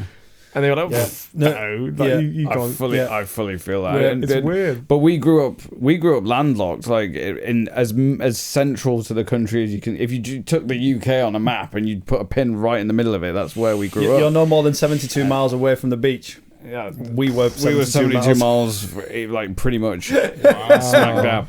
And but we used to. Well, we started surfing early 2000s, and then we'd drive across there and go and have a surf, but then we always wanted to move to Cornwall. But then finding out we had Cornish ancestry as well was quite a big one, because I think I told you that. Yeah, our great granddad down out just outside of Falmouth, and he was a mariner, but like from going and reading his gravestone, you went down, didn't you? It seemed that it wasn't just like a fisherman as we thought, but he was like Rio de Janeiro, India, like proper like old. His son died of yellow fever, didn't he? 1700s and early 1800s, sort of like on big wooden ships, like across 8-9 months at sea. Like and then it sort of just like, as soon as we'd done that ancestry and found that out, we were like, wow, like that's why we've always been drawn to the ocean. And that's why when I step in the ocean, I'm like, that's better. Or like when I'm next to it, or when I see it, I'm like, that's no matter what its condition, if it's like absolutely howling and massive waves, I'm still sort of like, that's. And it's not a hippy dippy thing. No, it's real. It's a very psychological, human thing. Yeah, I think it, like with you being born here as well. You know, it's in your blood. It's what you've been surrounded by, and that's, it's obviously in our blood from our ancestry as well. And one of the most the thing that I absolutely love is spearfishing, because as soon as my face hits the water and it's just crystal clear. Even if it's not crystal clear, there's just enough visibility to see what's going on. I'm like, calm. Yeah. I'm like, that's me. I'm completely Some people have calm. an absolute panic, man. Yeah, I can be in deep water. Panic, as soon as I'm getting in the water like that, I'm like, just like, yep. That's just nice. It's different to being in a reservoir or a lake, or you're in a river. I wouldn't go in any reservoirs. No. Rivers back where we're from. It's a weird one. It's also, it sounds a bit like I'm going, I can only drink bottled water. It feels like saying, I couldn't live anywhere but like it's a real luxury to be here. But if the choice is a career path that I know is secure, which you don't know is secure anywhere because it's not, and right now funding's just getting tighter and tighter. I won't get political, as we say. You can do slightly if you need to. It's all right. But this the what's popular now will not be putting funds towards the arts sector. Yeah, will they? Because why would you fund that when you've got people to feed? As you should. Yeah. But yeah. Anyway, outside of that, people putting a priority over where they live is really important. And I think that right now I couldn't live there. Yeah. I don't think I ever could live there. No matter, it is a guaranteed job that I could do what I want to do. I wouldn't be happier. Yeah. I know that, so I plan to stay here, and that means so many that people. Yeah. they've got to create a pathway. Go on. Well, I was going to say, so many people would drop that aspect of themselves, And they have. and then go. They have. I've got a lot of friends that have just moved up. Oh, and be like, I used to live there. I used to love it, and I moved to. It's like, man, the world wants you to sacrifice pieces of yourself as you go through it, and a lot of them are happier. Yeah, they've actually found like they get to go see more gigs, and winter's not depressing, and they get a whole busier life and more culture. One thing lacking here is a lack of languages. Like you just hear English here, and the smallest slither of Cornish. Like you don't walk around hearing any of the languages or cultures. I mean, there's one Asian market in the whole of Cornwall that I'm aware of, at least in Truro. That's it. And you don't get to... There's no other places of worship besides churches that I'm aware of, at least. And being in Plymouth, I'd hear different languages every day. And that was a great thing. And that was really exciting, especially when I was 18 or 19. And just learning different languages and stuff. And hearing different people. And also being in a university with so many international students and hearing about their backgrounds. And then I came back to Cornwall and was a bit like, oh, God. It's just it's a very white Christian demographic here, and that's the one thing that I do think we need to I'm at least aware of is lacking here. Everything else is lovely and wonderful, but that is one thing that I do miss about being in Plymouth. There'd be many people in other areas of the country that would consider a lack of white Christians, though. Yeah, definitely. Without getting crazy political, but like that would also be a thing, I suppose. But yeah, and a lot of those friends I've had, their bios now say Cornwall/London, or even London / Cornwall. I think for me, like living in Cornwall, I'm more than happy to drive that extra couple of hours to get to where I need to be. Yeah, for like a gig or an event or whatever, and drive those extra couple of hours back. You know what I mean? To live where I live, absolutely, and and there's no reason to limit yourself then, because you can still do those gigs. Yeah, like I did. I've shot in London a couple of times and it's been fun, but like you say, it's a day trip. You get there, you shoot, and then you go home. Yeah, in and out. Like, as let's make this as efficient as possible. And I'll go and see some museums or an exhibit if there's on, but like otherwise it is very much in and out. But I'll still work with Londoners. I'm doing a shoot next month with them. Some people from London. That's going to be really fun. I did one last week in Falmouth with some people from London and Manchester, which is really fun. But it's a different perspective, obviously, because they're coming at it from a tourist perspective or the postcard image of Cornwall, which is a wonderful one that we all need to love and share. But like it's a very different perspective trying to understand tide times. Yeah, I did one shoot. I worked on the biggest shoot I've worked on was The Roses, which was a Disney film 2 years ago, and the head of locations was on about how we need to put the easy ups, these big old tents, down by the water where we're going to be filming. And I said, just to let you know, we're going to be high tides in about 2 hours. Get to work. Okay, cool. We put the easy ups up, and then within about 20 minutes, there's water coming out. He goes, oh God, move it quickly to the other side of the beach. I said, oh, just so you're aware. Just so you're aware, the water will keep coming up to that brown line there where it meets the white sand. I just got to get on with your job. I've been given jobs to do. You got to do what I was saying. Okay, cool. We moved it 3 times up the beach, and all we had to do was put it at the end of the beach. There was nothing, and they weren't even used. No one used them in the entire day, and there's nothing wrong with that. He's never been to the sea before. He's from London, but like, why not have that conversation beforehand? Yeah. Why isn't that being discussed when you have a location like that? And there were 300 people on that beach. Health and safety as well, when you think about it. Like, you get everybody in that tent and that tide starts coming in. Genuinely, because it's going to be a lot of gear and equipment get wrecked. And everything had to move up. Like it's just silly, and that's just an example of like people not understanding the way things are down here. And I don't understand how it's like in Manchester. That's fine, but I'd have that conversation first. If there's, I don't know, like you say, there's buses going on all night in London. Yeah. So if you're shooting, you want it's quiet because the buses stop, and we can get better sound. That's not the case there. Yeah. Like in Plymouth, we did a few night shoots, and we go to areas without buses running, specifically because of that. Right. And we'd ask the locals, when the buses stop. Here, I mean, this route here, they stop at 5 p.m. Yeah. It's perfect. But in London, it's completely different. And it's just understanding those things that are unique to the location that are worth doing. I mean, where the wind comes from or whatever. And, When you said about tide times, then I sort of... I thought back to the conversation we had about humility and the fact that you were just like, rather than sort of like fight your corner and be like, I know better than you about this, which you obviously did. It was just it was my first day, or my second day. Okay, fine. I'm not gonna. I'd have a struggle with that. Like, not from a humility perspective, but from I would be just sort of like, look, guys. It's because you're approaching 40, mate. And you don't give a fuck anymore. That's the point. That's it. If I was early 20s, definitely hit like your mid-30s or late 30s, and you just suddenly start going, you all need to put the I don't care anymore. You fucking idiots. I don't actually care.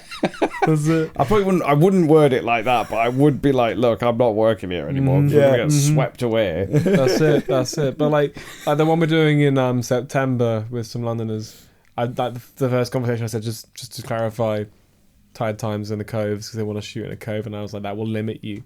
Yeah. If you shoot on very flat beaches where the tide comes up very quickly, it will stress you out when high tide comes. You shoot on high incline beaches, you're fine. Yeah. And they really understand, and they'd been to Cornwall loads, so they understood it. But like, just having those conversations early on saves you a hassle and a wet foot. What's your opinion, Coco, on AI? Oh. I'm good. Left wing, innit? Not left wing, left field. I'm going off topic because there's a couple more things that I'd like to talk about. Not that I interrupted you. I didn't interrupt you. No interruption. No. We're talking about tides. Yeah. I just want to talk about the changing of the tides. The changing. There we go. That's changing it. the tides. Yeah. About the AI. You said literally in your message, battling AI in everything. Mm-hmm. Do you think it is a battle? Yeah, because it's divisive. I mean, not everyone's got the same opinion. Rob loves AI. Oh yeah. Do you? You better not. I'll walk and take the SIM card. Look. Can you imagine? Jesus. It could be a great Rob barely likes a computer. But then it might be a fair discussion though if there's someone who loves AI. I think AI is I don't love it. I think AI is a tool, and I think if used correctly, it can be a very important tool. Like for example, I don't know, like if you're wanting to type an email or something like that, and you just need it wording better, you could do something like that. I don't, because I think using my mind is way better. And I don't want to give my mind to a computer, but I think it can be used as a tool, but I think it's also very detrimental to the arts. But go on. What do you think, Coco?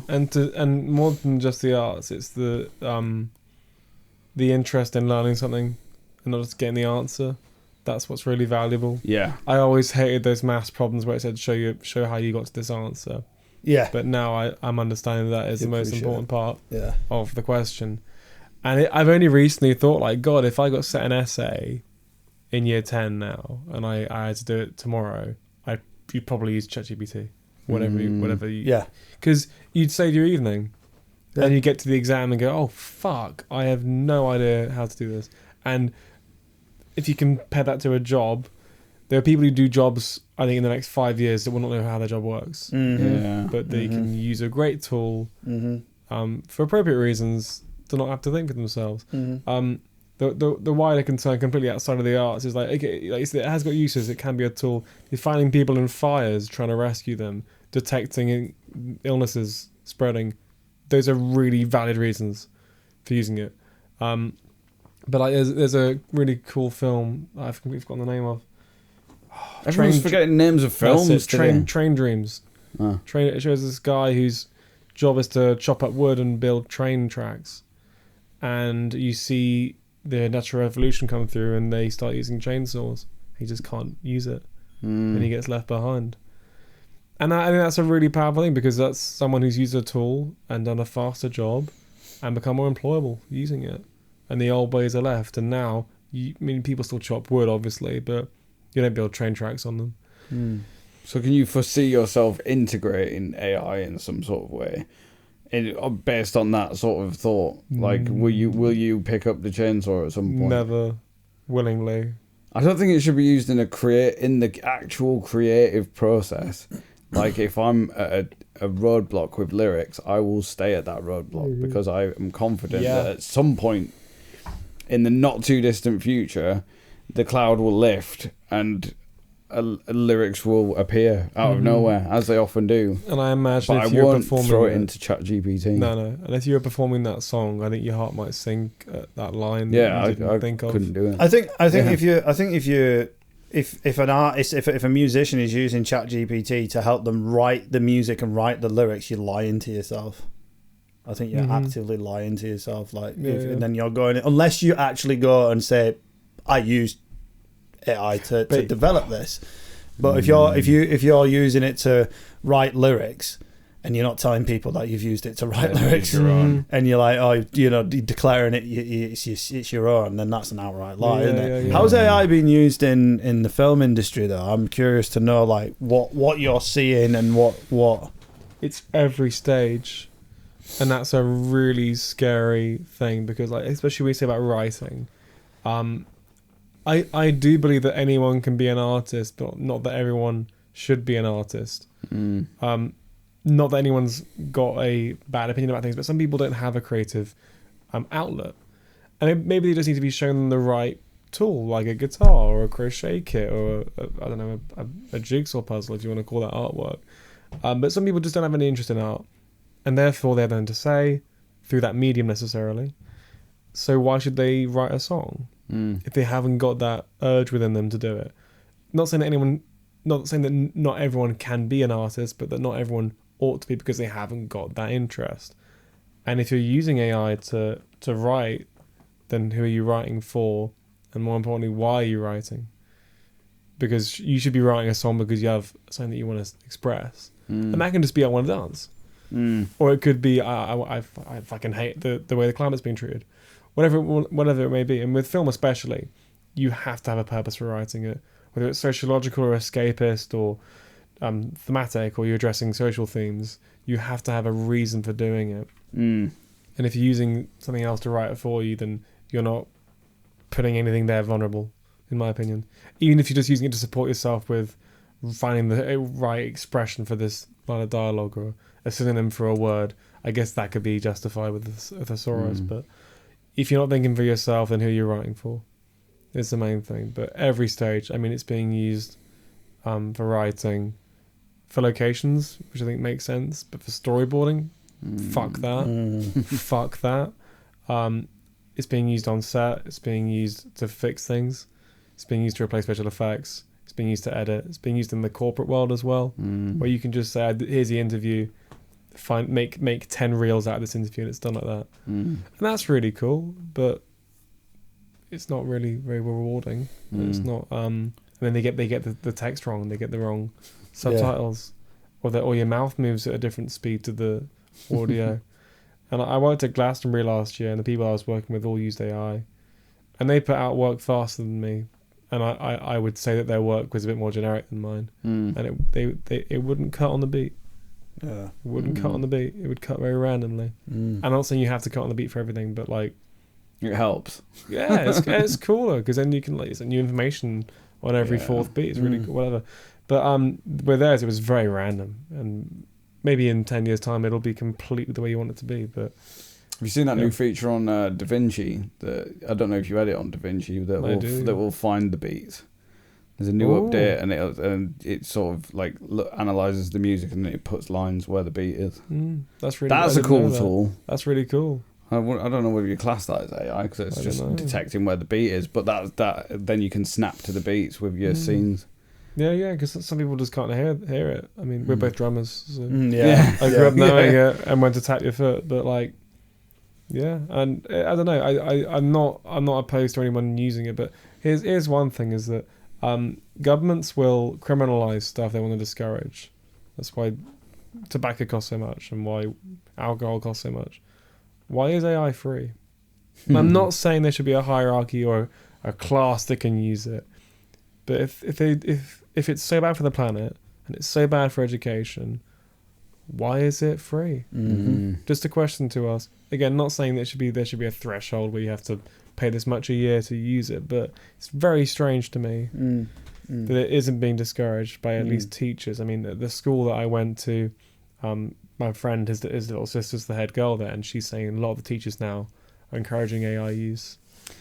I think it's such a dangerous thing, because what we're doing is we're basically just outsourcing our own creativity and our own capability of being able to think and create. I think that's one of the most dangerous things a human can do. Yeah. I came across a reel the other day that I might show. It might still be on my story if you check it out, but it was the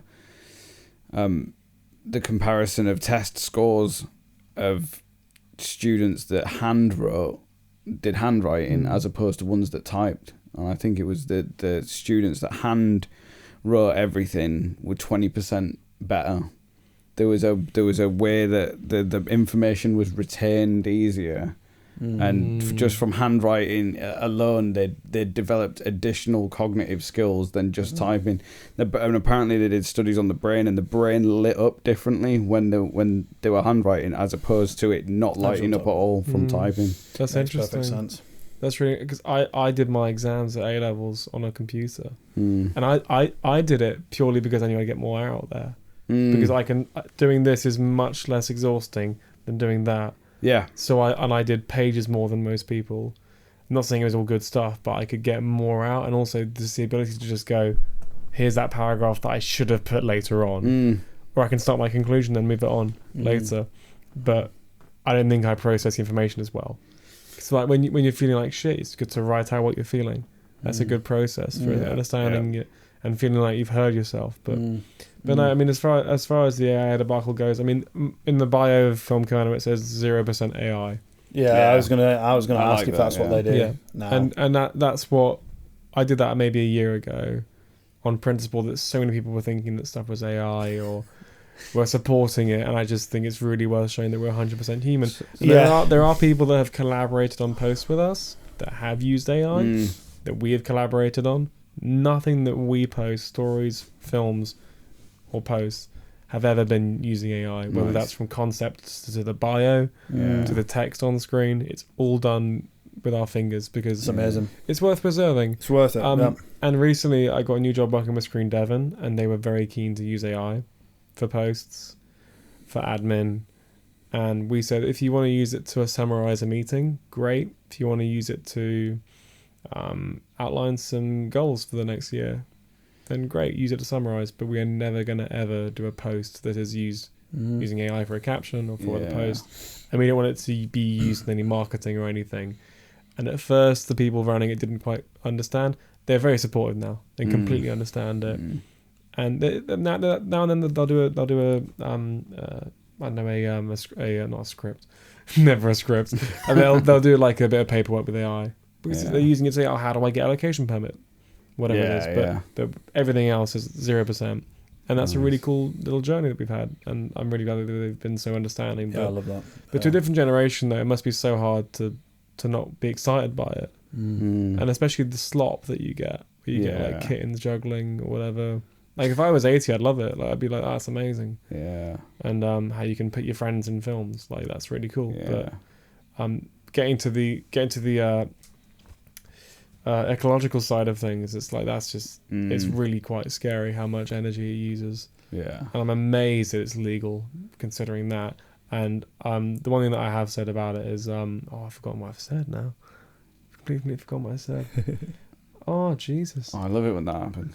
Awful brain fart. It's gone. Especially when you cue it up. When you go, I love it. What I've always said is it's a really good quote, as a really good thing to say as well. What do you think about that, Coco? While that's because it's downloading at the minute. Ask ChatGPT what you want to say. There's when you did your film premiere at the Newquay Lighthouse Cinema, and it was like just the whole place packed. There was that little bit at the end of the when the credits were rolling. It said no AI was used, or something like that. I think I stood up and whooped really, really loud. I was like, yes, Coco. I think I genuinely think that there'll be a pushback against it, though. Anyways, I think people will be like, Yeah, people are going to be like, well, it's AI, sick of AI, you know. And you get to the point where you can't believe what you're seeing or hearing anyways. And let's face it, AI's been around a hell of a lot longer than we all think it has. Yeah. You know, it's only been available to the public, but what's it been used for prior to that, you know? Absolutely. You know, it's a master tool for deception. But I was just thinking more along the lines of like creativity. It's like people will get sick and tired of being like, that's AI music, that's AI artwork, that's an AI film, that's an AI. Where are the actors? Where are the musicians? Where are the artists? You know, doing all the graft, all the physical work. Yeah. You know, I think people are, we've mentioned this a couple of times in other podcasts, but I think people are reverting back to buying the hard copies, like the material things of like CDs, vinyls, all that sort of stuff that you can actually slot onto your shelf and look at and collect, because people are actually sick and tired of having digital music. You know, and it's going to be the same with movies. It's like people are going to get people like, if you replaced all of the human actors with AI, and people found out about it, it'd be like, what the? Yeah. Well, that's because all you need to do to make a movie is just type in a bunch of prompts and boom, you've got a movie. That's a scary thing. You know, and that's literally it. And particularly because now there's a massive backlash whenever anyone supports it. And that's a good thing. Like A24, I don't know if you had it's a production company. They've done a few really good films. They got 2 Best Picture wins, and they've just invested $75 million into AI research into filmmaking. Wow. And I'm not going to watch their films in the cinema anymore because of that. Which sounds a bit dramatic, but like that is where my money is going now. Yeah. Well, too right. Too right. Because they're actively destroying your career. Yeah, and their own, because it's a selfie gun. It's just like, okay, so now you're gonna pump out more films, but people aren't gonna watch them. And Scorsese recently said he should use them for storyboards, and it's just like, yeah, but you grew up doing paintings. And I'm sure that there was a moment in that where you drew a line wrong and went, oh, I'm going to do it that way now. Whereas you're never going to make mistakes. You need imperfections. There's no such thing as mistakes, because when a mistake happens, it's like it can lead on to the next wonderful thing. You learn something from it. Yeah. And you mentioned the backlash, and that made me remember what it was I was going to say, is that with animal welfare, you have packages that say no animals were harmed. I think it'll be the same with AI, where it will say in the corner that little AI tick thing and say no AI was used in this. Yeah, it'll be printed all over films and music and everything. It'll be a legal requirement. There'll be people that will go onto sets and say, yes, there were humans here. I think it will happen. Yeah, where there has to be someone that goes onto the set and actually clarifies that it's all real. Genuinely. And that sounds ridiculous, but there's a thing called incentive funding. So you want to shoot in Cornwall, and Screen Cornwall or the council will go, okay, if you're going to spend $4 million on local produce, crew, locations, etc., we're going to incentivize you to come here instead of going to Wales or to Cardiff or to, well, that's the same place, or Scotland, wherever it is that has beautiful coastlines, to say, you should come here and we're going to give you £100,000 because you're going to spend as much money here. And I think it's going to be the same thing with AI. They're going to say, the council will fund you if you're not using AI, because it means you're helping the planet, it means you're helping local crew, and you're going to use more of the local scenery rather than replacing it. And you'll have to prove it the same way that you prove that you haven't tested on animals, because people value that. I think it's a very, very, very valid point. I think that is probably the way it's going to go. I hope so. I genuinely think there will be a pushback against it, where people are just like, I'm not watching this anymore. The problem with the music industry, though, is that it's currently where, rather than it flagging music on Spotify as AI, they're wanting human bands to verify that they're human, which is I don't like that flip of it, because that's like ID then, isn't it? Well, can you identify that you are actually a human being? But it's not even that. You need to have something like 10,000 followers to get yourself your little blue tick or whatever it is, as far as what I've gathered. So if you don't have 10,000 followers, you can't identify. I might be wrong there, but basically what should be the case on these streaming platforms is, this is an AI song. You know? Yeah. It should be, this is AI. This artist's AI. All of these songs are AI. This was written by AI.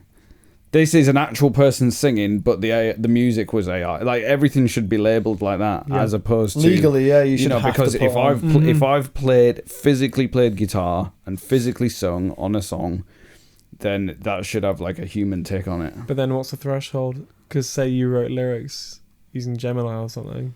How do you prove that? Yeah. How do you prove that you haven't used AI at all? Like the way that you can if you test me and put lie detector on on my brain, or however it works.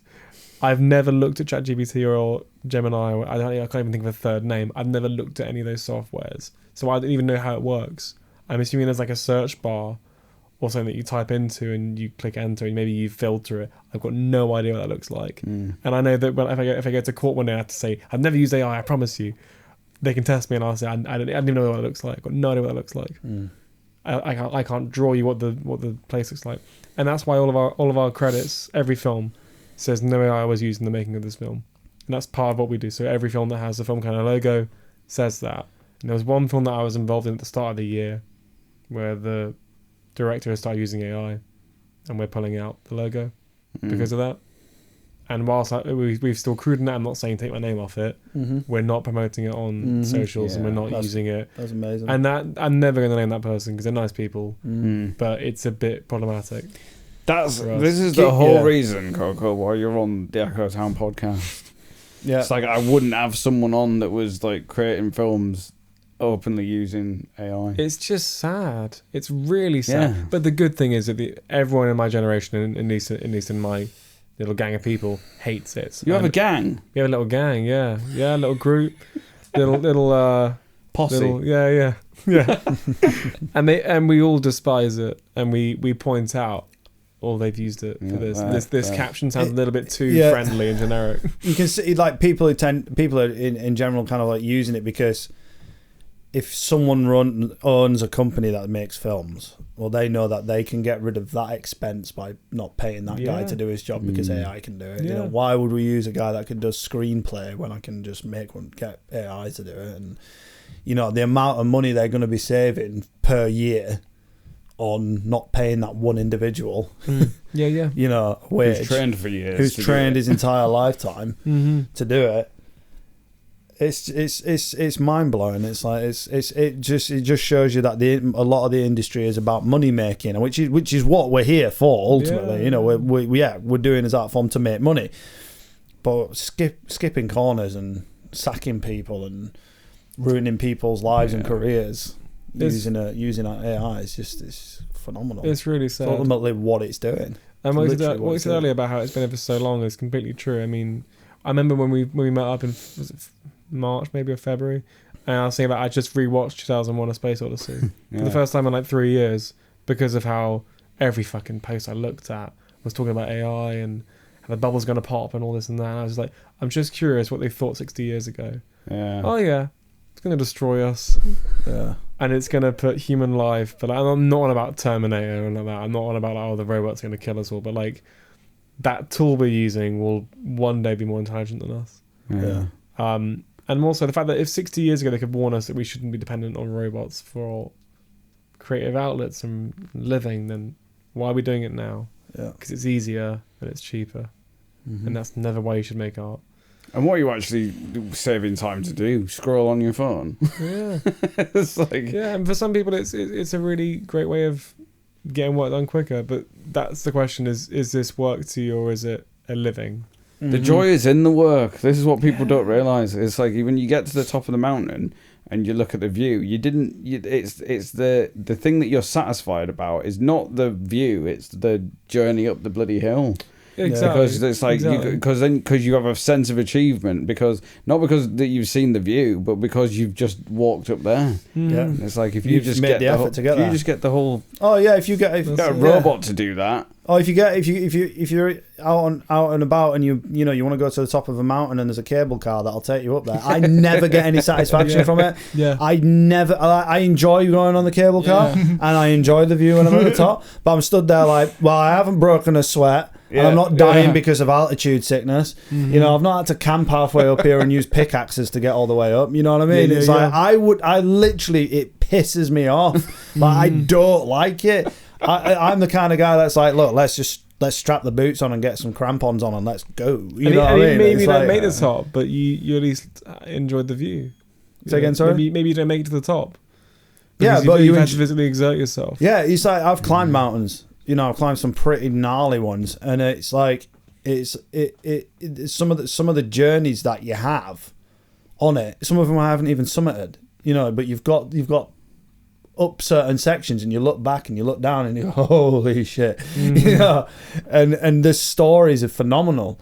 But I would have missed all that if someone said, hey, you know what, there's this thing that will take you to the top of there with like zero effort. Yeah. I think it's phenomenal for people that are incapable of doing that. Yeah. You know, for someone that's like, you know, I'm talking about cable cars, wheelchair bound. If someone's wheelchair bound or disabled or elderly or whatever, fantastic. That's amazing. But then when it comes to, I'm just using that as an illustration for AI, it's like you are skipping the journey. It's like ultimately, if you're doing AI creation, all you're doing is you're typing a fucking prompt into a computer and saying, I want you to do this. Can you do this? And it just does it for you like that within a matter of seconds. Yeah. And like where's the pen and paper? Where's the drumsticks? Where's the guitar plucking? Where's the cameras? Where's the? I'll tell you something. There's one thing in the creative process that I love more than anything else, and that is 3 a.m. or whatever time in the middle of the night, just being like bolt upright.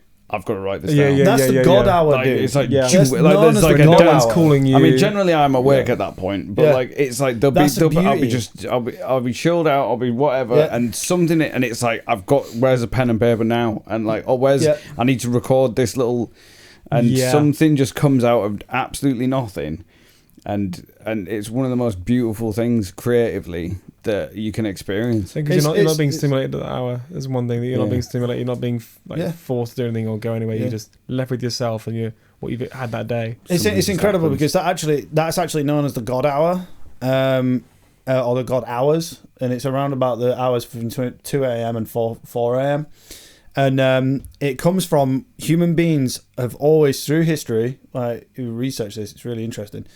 Have naturally gone to bed around about the hours of 9 and 10 p.m. and then sleep for about 4 hours until 2 a.m. and wake. And around that time, they would be creative. They would make things. They would make love to their partners. They would do all sorts of stuff, right? Within that 2 hour window, yeah? And it's quite a natural time to be awake as well because the 3 a.m. is actually when most thefts would occur as well. Right, so it's like a natural instinct to right at this time at the most dangerous part of the night we need to be awake. So we would wake up and be awake for those 2 hours, and then at 4 a.m. we would go back to sleep again for another 4 hours. Right, it wasn't until a mattress company decided that they would start saying that humans need to sleep for 8 hours solid, and if you don't get your 8 hours sleep all in a row, you're going to be insufficient and blah blah blah blah blah, and they push this and push this and push this, and people fell for it, and that's what we now do. And it's like that's your most creative time, is to wake up at 2 a.m. I don't do this, and I should really start doing it. I don't think I have the house to be able to do it in. I disturb my missus every 2 seconds. Wait the dog. Yeah. I just skip the first 4 hours sleep and just stay awake until 4 a.m. Yeah. I'm a night.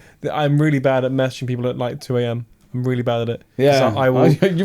We message each other at that sort of hour. Oh, you're up. Like, great. That's cool. But like, I'll do my day job. I will earn my keep. Then I will do my admin. Yeah. Then I will eat. Then I will write a bit, do some work, and then I will I'll be like 2 a.m. and I'll be like, okay, now I can answer people, which sounds awful, but if I answer, I feel obligated. If I answer one person, I have to answer everyone. Yeah, and I always do that. So if otherwise, I feel like I'm picking people, unless it's my partner or like very good friends who aren't film people. But like film people, if I answer one person, I'm answering everyone. Yeah. So and then genuinely, I get about 50 messages a day, and I have to answer all of them. So I have to allot time for that, and I do it at 2 a.m. because that's when I've finally got my stuff done, my life. I answer them all, and then some will still be awake, and I'll answer them, and we'll chat a bit. And this isn't every day. This is the average day. When they're not clients, at least. And these people who maybe they've got ideas for films, or they want to collaborate, or they want to get on set, or work together, and it's really cool. But I'm not going to spend my day doing that because it's just it's such a vicious cycle of like, oh, I'm going to do that. I'm not going to do that yet. I'm going to do this and answer them. And then I go, oh, now nothing's disturbing me. My phone's off, and now I can just think for myself and then create. And that innate thing in you going, oh, I need to get this out of me right now. This idea, this thing. that's what is anti-AI, is that human urge to make something out of nothing. Yeah. And you can't replace that with anything. Can't replicate. And on that note, I am bursting for the loo. Yes. I was thinking about wrapping it up, mate. Yeah. Let's wrap it up quickly. Where can we find you online if people want to follow you? Film Kernow is the Instagram. We're at Film Kernow. At Film Kernow. I'll put a link Kernow on with the a K. Yeah. For Cornwall, Cornish for Cornwall. We're gonna make a website soon. It's been in development. Nice. For far too long, and we're finally gonna have it out there. But that's it. That's Film Kernow, and that's me. And we're gonna grow over the next few years. I'm now part of Screen Devon, so we're broadening our horizons across the Tamar, and that's a much more official thing. That's an actual film office, like Devon's film office. That's the place to go. And that's going to be my career, hopefully. You're going to have to have cream first there, man. Yeah, oh, yeah. It's been a discussion. Genuinely. Like, that was like top of the agenda, wasn't it? What do we do? When we have our meetings, and at least we agree it's scone. Yeah. Scone. Oh, hang on. What do I say? Scone. Cornwall and Northern, isn't it? Yeah. Well, my missus started saying scone. So good for her. Good for Gina. Yeah, and then I started saying scone. I'm going to have to set myself a reminder to send Gina a message. It's scone. Scone, love. Jam first. Mr. Coco, Mr. Bond, thank you so much. Perfect, brother. Excellent stuff. Thanks for watching as well. Thanks for sticking through it. Yeah, that was good.